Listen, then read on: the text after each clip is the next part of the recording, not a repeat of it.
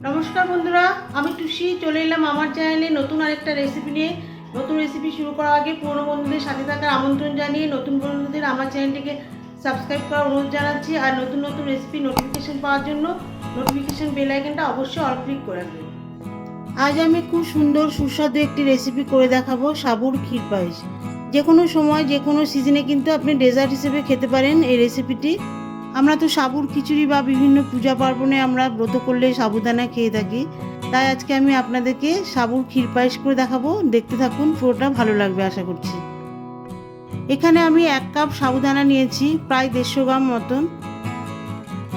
সাবুদানাগুলি medium সাইজে নিয়েছি, যেটা দিয়ে আমরা খিচুড়ি খাই সেই সাবুদানাগুলোই নিয়েছি। প্রথমেই কিন্তু সাবুদানাগুলোকে জল দিয়ে ভালো করে কচলে কচলে 2-3 বার ধুয়ে নিতে হবে, কারণ সাবুদানার মধ্যে কিন্তু প্রচুর ধুলো থাকে, সেই জন্যই সাবুদানাগুলি ভালো করে ধুয়ে নিতে হবে। জল দিয়ে ভালো করে সাবুদানাগুলি ধুয়ে নেওয়ার পরে সাবুদানাগুলি রেখে দেবো 1 ঘন্টার জন্য। এতে করে সাবুদানার মধ্যে যে এক্সট্রা জল থাকে সেটা অ্যাবজর্ব করে নেবে এবং সাবুদানাগুলি বড় হয়ে আসবে আর সামান্য নরম হয়ে আসবে।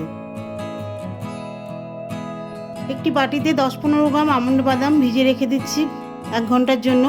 এতে করে আমন্ড বাদামগুলি নরম হয়ে যাবে আর খোসাটা পাতলা হয়ে আসবে। নরম হয়ে গেলে খোসা ছাড়াতে সুবিধা হবে। সাবুদানা ভেজানো কিন্তু 1 ঘন্টা হয়ে এসেছে।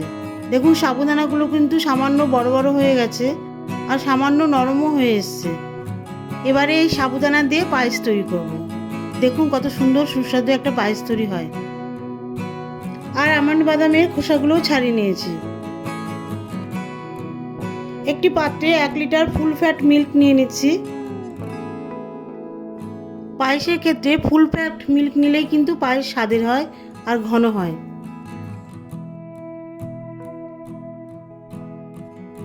গ্যাসে দুধের পাত্র বসিয়ে দিয়েছি। দিয়ে দিচ্ছি 2টো তেজপাতা। তেজপাতা ভালো করে দুধের মধ্যে মিশিয়ে দেওয়ার পরে দুধ ভালো করে গরম হতে দিতে হবে। তেজপাতা কিন্তু খুব সুন্দর একটা মিষ্টি মিষ্টি ফ্লেভার নিয়ে আসে, সেই কারণে পায়েসে যদি করতে হয় তাহলে তেজপাতা দিলে ভালো হয়।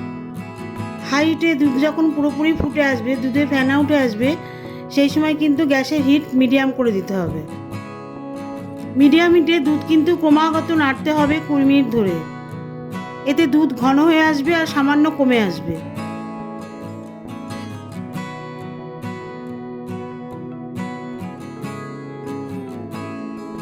দেখুন দুধ কিন্তু অনেকটাই কমে এসেছে। এবারে দিয়ে দিচ্ছি সাবুদানা। সাবুদানা দেওয়ার পরে লো হিটে 4-5 মিনিট ধরে সাবুদানা ভালো করে ফোটাতে হবে। সাবুদানা দুধের মধ্যে দেওয়ার পর কিন্তু ক্রমাগত নাড়তে থাকবেন, এতে সাবুদানা কিন্তু জমাট বাঁধবে না। সাবুদানাগুলি দুধের মধ্যে ভালো মতন ফুটে যাওয়ার পরে দিয়ে দিচ্ছি আমন্ড বাদাম, 7-8টা কাজু বাদাম, সামান্য পরিমাণ কিশমিশ আর দিয়ে দিচ্ছি 1/2 cup condensed milk. Condensed milk দেওয়ার পরে দুধের স্বাদ কিন্তু পুরোপুরি ক্ষীরের মতো হয়ে যাবে। যদি আপনারা কনডেন্স মিল্ক না দেন তাহলে খোয়া ক্ষীর দিতে পারেন। এই সব কিছু ভালো করে দুধের মধ্যে মিশিয়ে দিচ্ছি।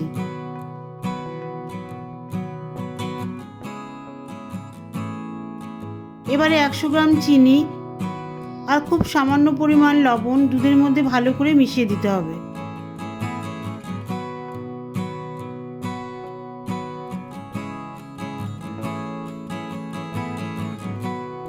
সব শেষে দিয়ে দিচ্ছি 1 চা চামচ এলাচের গুঁড়ো আর 1/2 কাপ দুধে মেশানো কেশর।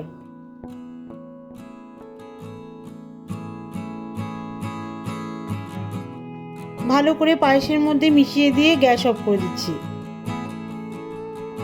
কেশর দেওয়ার সঙ্গে সঙ্গে কিন্তু দেখুন পায়েসের কালারটা হালকা হলুদ হয়ে এসছে।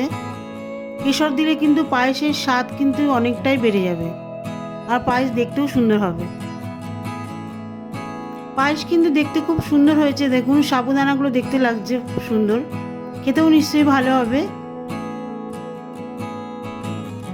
সাবুর ক্ষীর পায়েস কিন্তু আমার পুরোপুরিভাবেই রেডি সার্ভ করার জন্য। দেখুন একটা সার্ভিং বলে আমি সার্ভ করছি। আশা করছি বন্ধুরা সাবুদানার এই ক্ষীর পায়েস রেসিপিটি আপনাদের কাছে ভালো লেগে থাকবে। যদি আমার এই রেসিপিটি ভালো লেগে থাকে তাহলে অবশ্যই লাইক, কমেন্ট ও সাবস্ক্রাইব করে আমার চ্যানেলটির পাশে থাকবেন। দেখা হবে পরবর্তী ভিডিওতে নতুন কোনো রেসিপি নিয়ে।